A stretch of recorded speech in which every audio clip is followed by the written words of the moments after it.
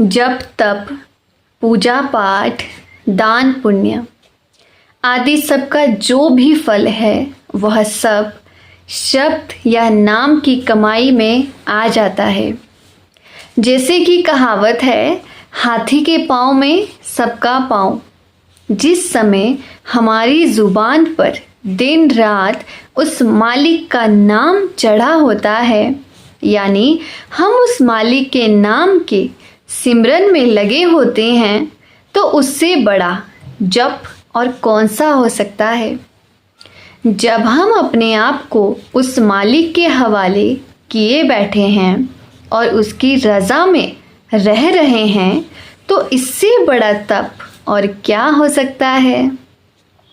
जब हम अपने अंदर दिन रात उस शब्द रूपी वाणी को सुन रहे हैं, तो इससे बड़ा पाठ और क्या कर सकते हैं।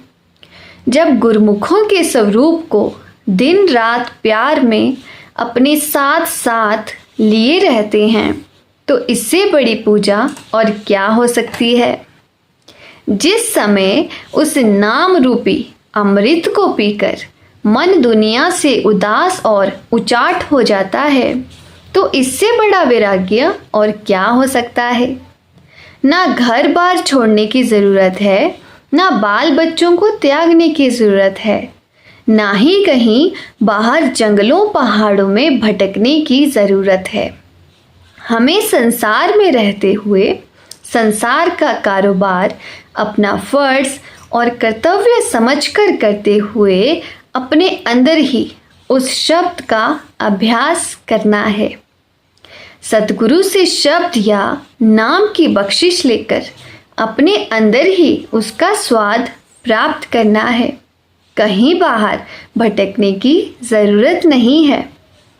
नाम की कमाई करके हम जन्म जन्मांतरों के देह के बंधनों से छुटकारा प्राप्त कर लेते हैं और वापस जाकर परमात्मा से मिल जाते हैं। हमें नाम की कमाई लोगों की मान बढ़ाई पाने के लिए नहीं करनी है, रिद्धि सिद्धि और करामातें दिखाने के लिए नहीं करनी है।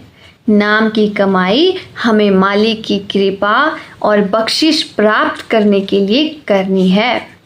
लोगों को करामातें दिखाकर कुल मालिक के शरीक बनने के लिए नहीं करनी है। इसलिए महात्मा समझाते हैं कि उस नाम की बख्शिश को हमें अपने अंदर ही हजम करना चाहिए। इस अनमोल पदार्थ को कोड़ियों की तरह बिखेरना नहीं चाहिए। जितना हम उस मालिक को बख्शिश को अपने अंदर हजम करेंगे, उतनी ही वह हम पर और बख्शिश और मेहर करेगा। उस नाम रूपी दौलत को प्राप्त करके उसे अपने अंदर इतना दबाकर रखो कि उसकी खुशबू तक बाहर ना जाए, क्योंकि ना तो दुनिया में कोई उसका अधिकारी है, ना किसी को खोटे और खरे की पहचान है, और ना ही उसका कोई ग्राहक है, और ना ही कोई उसकी कीमत देने को तैयार है। लोग तो बेटे बेटियों के ग्राहक हैं, धन दौलत के अभिलाषी हैं।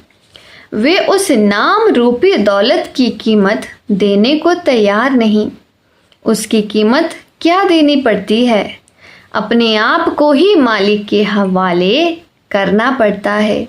जिस हालत में भी वह मालिक रखे, उसी हालत में रहते हुए नाम की कमाई करनी पड़ती है। हमने दुनिया के सब रसायनों को देख लिया, मगर नाम के बराबर कोई रसायन नहीं है। उसकी एक रत्ती भी अगर शरीर में रच जाए, तो हमारा शरीर सोना हो जाता है। मतलब इस शरीर में आने का उद्देश्य पूरा हो जाता है। जिनको इस चीज़ की परख और कद्र है, वे इसे बहुत संभाल संभाल कर रखते हैं, और यह कद्र भी संतों की संगति में जाकर ही आती है। अगर हमें कोई कीमती हीरा मिल जाता है, तो हम उसे किस तरह संभाल संभाल कर रखते हैं। रुई में लपेटकर मजबूत पेटियों में रखते हैं। उसकी चाबी को हमेशा छाती से लगाए रखते हैं। अपने बीवी बच्चों तक को पता नहीं देते कि वे कहीं उसे खो न दे। यह दुनिया की एक मामूली सी चीज़ है जिसकी कीमत लगाई जा सकती है, लेकिन जिस नाम की कोई कीमत ही नहीं लगाई जा सकती, जिसे महात्मा अमूल्य और अमोलक कहते हैं, जिसे पाकर हम खुद मालिक ही बन जाते हैं, हमें उसकी कितनी संभाल करनी चाहिए, इसका अंदाज़ा आप खुद ही लगा सकते हैं। राधा स्वामी जी।